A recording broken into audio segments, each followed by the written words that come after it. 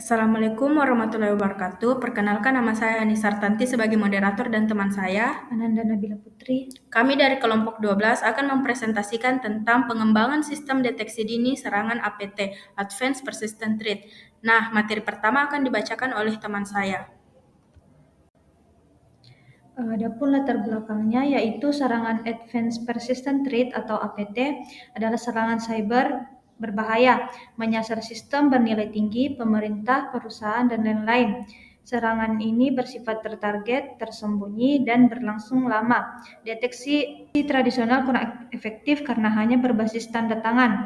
APT sering mengeksploitasi kerentangan serodai dan menggunakan teknik rekayasa sosial yang sulit dideteksi. Dalam banyak kasus, APT mampu menyamar sebagai aktivitas sistem yang sah, sehingga sulit dikenali oleh sistem keamanan konvensional. Kondisi ini memerlukan solusi cerdas yang dapat memahami pola perilaku sistem dan mengenali anomali meskipun belum dikenal sebelumnya. Diperlukan pendekatan baru berbasis perilaku dengan logika fusi dan machine learning. Nah, adapun tujuannya yaitu yang pertama ada mengembangkan sistem deteksi dini yang mampu mengidentifikasi ancaman Advanced Persistent Threat atau APT secara proaktif sebelum menyebabkan kerusakan yang signifikan.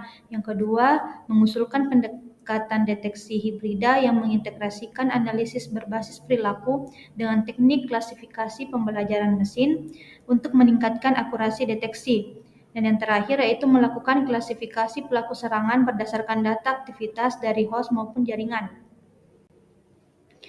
Nah, adapun konsep APT yaitu merupakan serangan kompleks dan persisten yang menyasar sistem bernilai tinggi secara terarah dan tersembunyi. Seringkali APT berlangsung selama berbulan-bulan bahkan bertahun-tahun dengan tujuan mencuri data strategis atau merusak sistem. APT sulit dideteksi karena mampu menyamar sebagai aktivitas normal dalam sistem. Nah, adapun tahapan serangan APT yaitu yang pertama ada pengumpulan informasi, yaitu penyerang mengumpulkan data tentang target dari sumber terbuka. Yang kedua ada titik masuk, yaitu masuk ke sistem melalui eksploitasi celah atau merekayasa sosial.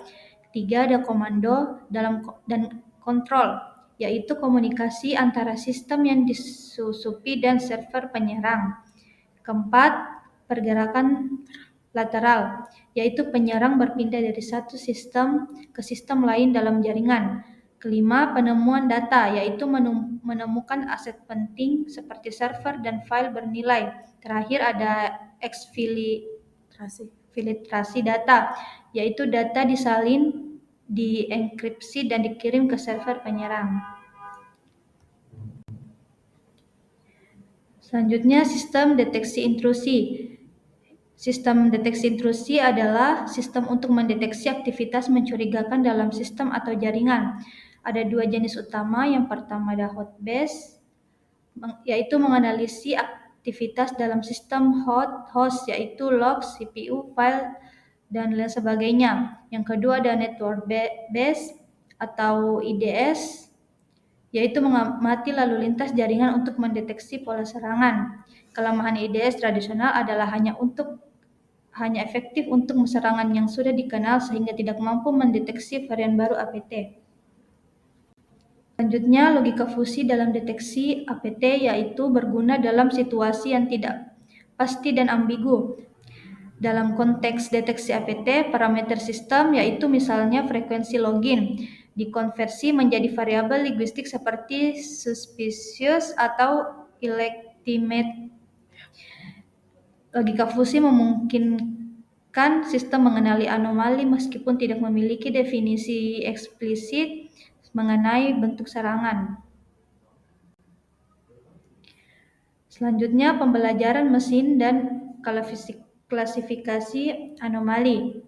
Pembelajaran mesin atau machine learning digunakan untuk membedakan aktivitas normal dan mencurigakan melalui algoritma seperti decision tree, KNN, dan SVM. Dalam penelitian ini, model machine learning dikombinasikan dengan logika fusi untuk menghasilkan sistem deteksi hibrida. Selain itu digunakan juga untuk mengidentifikasi tipe pelaku spammer, hacker, bot, cracker berdasarkan profil aktivitas host dan jaringan. Selanjutnya, materi selanjutnya dibacakan Anissa.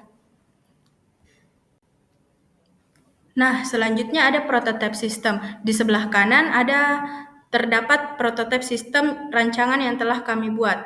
Nah, langkah awal pengembangan sistem deteksi dini APT adalah di mana kami mengumpulkan data dan pemantauan menyeluruh menggunakan tool seperti ZigBro, OSEC, Wazuh, dan Audit.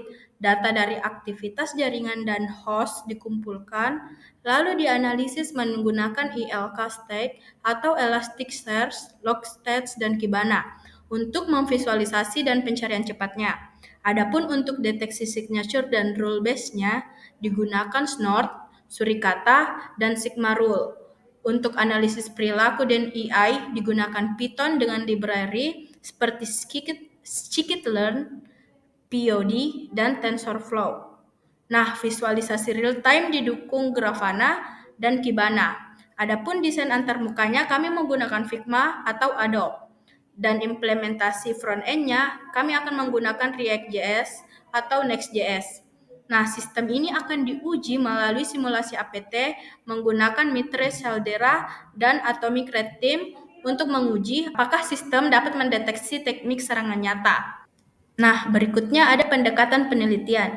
Di pendekatan penelitian yang kami gunakan yaitu menggunakan model struktural dan analitik. Sistem dirancang untuk menganalisis aktivitas pengguna dan jaringan menggunakan logika fuzzy yang berbasis variabel linguistik. Pendekatan ini akan difokuskan pada deteksi dini anomali tanpa harus bergantung pada tanda tangan eksplisit sehingga dapat lebih adaptif terhadap serangan dini APT atau Advanced Persistent Threat. Adapun identifikasi parameter sistemnya terbagi atas dua kategori. Yang pertama yaitu host base atau HIDS, di mana akan mencakup tentang UID, T-log atau waktu loginnya, N-log atau frekuensi loginnya, CPU, file access, key-logging, transfer file, dan lain sebagainya. Yang kedua ada network base, di mana ARP request, IP fragmentation, ICMP, dan TCP anomalies terdapat dalam network base ini. Nah, parameter ini dikumpulkan dan dianalisis untuk mendeteksi pola-pola tidak biasa yang mengidentifikasi adanya serangan deteksi dini APT atau Advanced Persistent Threat. Nah, berikutnya ada penerapan logika fusi. Pada penerapan logika fusi, setiap parameter diubah menjadi variabel linguistik. Contohnya yang pertama ada T-log, berisi legitimate, suspicious, dan illegitimate. Yang kedua ada CPU, yang akan berisi low, normal, dan high. Atau N-log, rare, normal, dan frequent. Nah, fungsi keanggotaan disusun berdasarkan data statistik di mana proses ini memungkinkan sistem menyimpulkan tingkat ancaman dari pola aktivitas tanpa aturan yang eksplisit. Selanjutnya ada model struktural dan klasifikasi pelaku, di mana model logika linguistik akan menggabungkan parameter host dan jaringan untuk mendeteksi aktivitas yang mencurigakan. Sistem akan mencocokkan kombinasi nilai fusi dengan profil pelaku serangan. Kategori perilaku akan meliputi seperti human attacker, bot spammer, hacker, spam bot, bot hacker, dan misinformer. Nah, klasifikasi ini akan membantu mitigasi, respon insiden, dan analisis forensik yang lebih spesifiknya. Adapun implementasi dan evaluasinya yaitu di mana sistem akan diuji melalui simulasi serangan brute force, port scanning, dan data exfiltration. Evaluasi dilakukan dengan mengukur 3, yaitu yang pertama ada akurasi deteksinya, yang kedua ada waktu responnya, dan yang ketiga ada tingkat false positif, di mana hasilnya akan menunjukkan sistem mampu mendeteksi APT secara efektif dan lingkungan dinamis yang tidak pasti. Terakhir ada kesimpulan dan saran.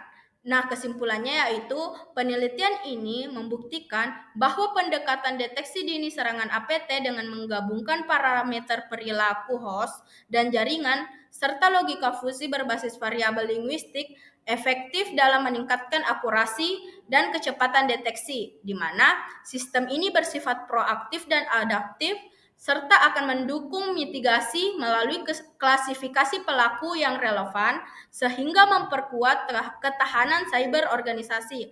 Adapun sarannya yaitu Pengujian lebih lanjut disarankan pada jaringan real untuk menilai performa sistem secara menyeluruh. Adapun integrasi teknologi pembelajaran mesin lanjutan seperti deep learning dan pengembangan untuk mendeteksi serangan multitahap juga perlu dilakukan agar sistem semakin adaptif terhadap ancaman cyber yang kompleks. Itulah tadi penjelasan dari kelompok kami. Lebih dan kurangnya mohon dimaafkan. Wassalamualaikum warahmatullahi wabarakatuh.